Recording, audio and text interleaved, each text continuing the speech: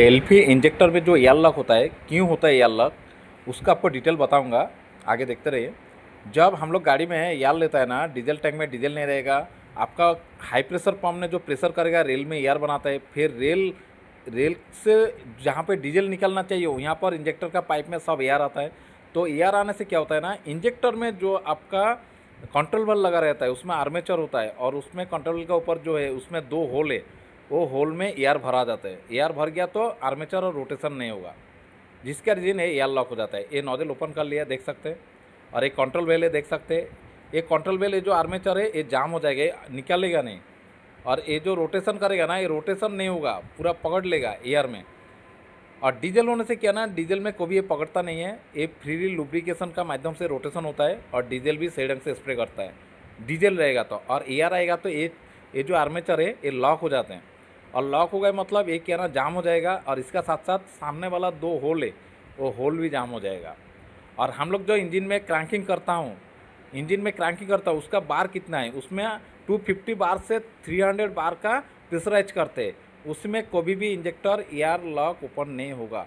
और स्कैनर लगा के जब आप कोशिश करेंगे ब्रीच करने के लिए, उसमें भी 20 बार ब्रीच करना पड़ता है, लेकिन उसमें भी ओपन नहीं होता है ज़्यादातर। तो इसीलिए इंजेक्टर को ला के टेस्ट बेंच में टेस्ट करना पड़ता है। आप नोजल भी देख सकते हैं।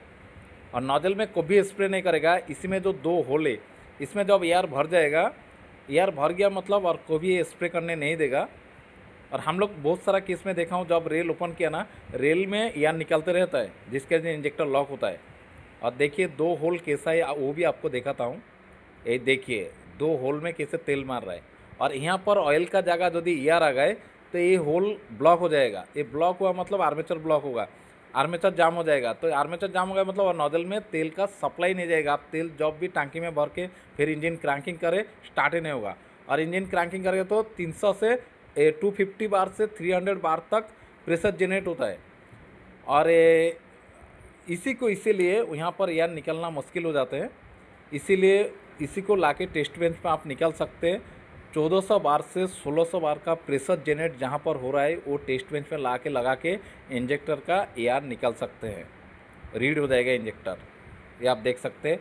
इसी के ही काम है कंट्रोल वाल्व का जो आर्मेचर है, इसी के चलते ये आर्मेचर जाम होता है और दो होल उसमें एयर भरता है, जिसका रीजन कंटिन्यू एयर लॉक होता है।